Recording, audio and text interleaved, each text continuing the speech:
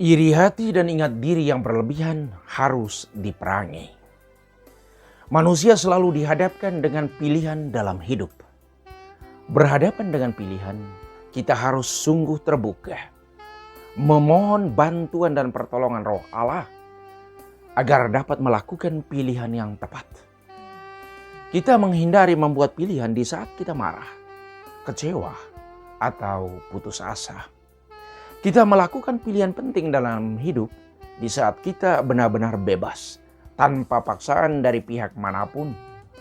Karena setiap pilihan itu mengandung konsekuensinya sendiri. Hal-hal yang mempengaruhi pilihan dalam hidup.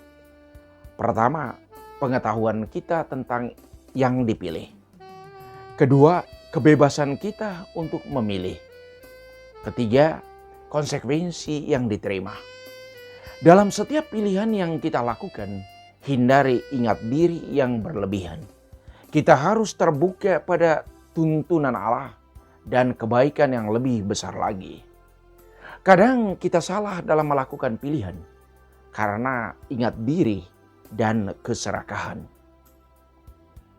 Kecenderungan berdosa bisa menghalalkan segala cara demi tujuan. Ia selalu memaafkan diri dari kelakuan salahnya. Orang berjanji, ya cukup sekali ini saja.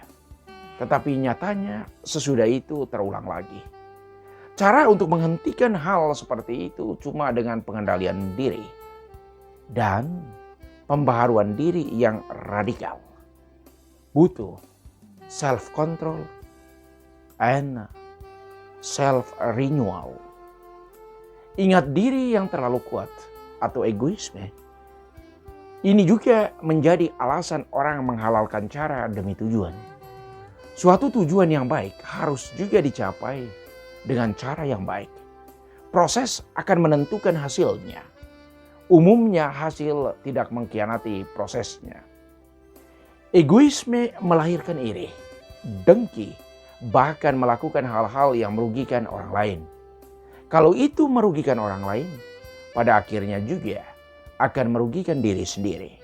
Inilah pesan yang sangat kuat kita bisa dapat dari kitab kebijaksanaan bab 2 ayat 12, ayat 17 sampai 20.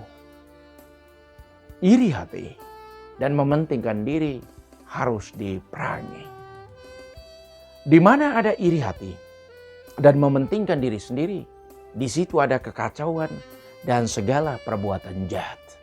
Itu bisa dibaca dalam surat Rasul Yakobus bab 3 ayat 16. Iri hati adalah racun maut dalam kehidupan bersama. Ia merampas semua rasa damai, sukacita dalam diri seseorang. Karena itu jangan pernah menyemai benih iri dalam hati kita. Karena kita akan menuai derita. Iri menggerogoti kita dari dalam. Ia membuat spirit kita keropos. Sengketa dan pertengkaran menurut Yakobus datangnya dari hawa nafsu. Bisa dibaca dalam surat Yakobus bab 4 ayat 1. Hawa nafsu yang tak teratur akan memenjarakan manusia dalam egonya yang kuat. Sekali lagi, ingat diri yang berlebihan akan menimbulkan banyak hal negatif untuk seseorang. Seseorang yang iri hati perlahan-lahan meninggalkan hal-hal baik dan melupakan hal-hal benar. Orang itu akan terus menjadi pribadi yang ketiadaan damai dan sukacita.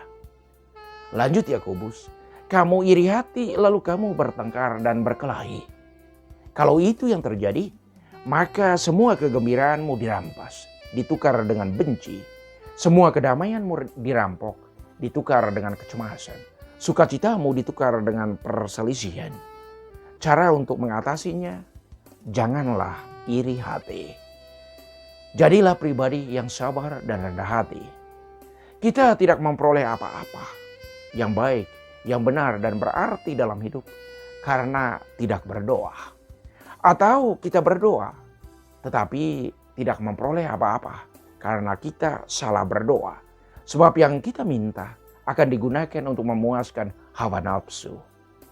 Bisa dibaca dalam surat Yakobus bab 4 ayat 3. Jangan salah berdoa. Memang bisakah?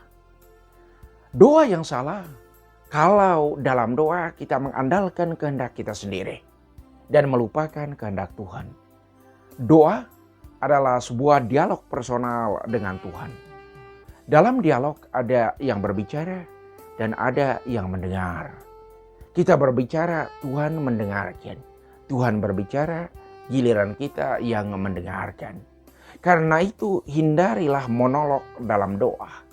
Hindari hanya kita yang berbicara. Sebab kita akan memonopolinya dengan pelbagai permohonan dari A sampai Z. Kalau terjadi monolog, maka kita yang mengatur dan mengomandoi Tuhan. Kita memberi instruksi kepadanya. Dalam doa kita perlu waktu untuk mendengarkan bisikan Tuhan dalam hening. Kita mendengarkan suaranya yang berbisik pelan dalam hati kita. Meneladani keterbukaan dan kepolosan seorang anak kecil. Sesudah Yesus mengajari tentang anak manusia akan ditangkap, dibunuh, mati dan dikuburkan. Sesudah 3 hari ia bangkit.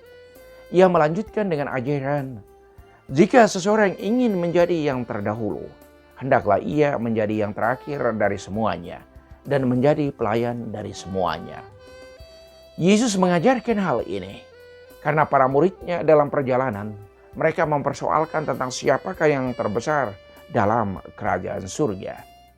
Lalu Yesus memanggil seorang anak kecil ke tengah-tengah mereka dan kemudian ia memeluk anak itu dan berkata kepada mereka, barang siapa menerima seorang anak seperti ini demi namaku, ia menerima aku.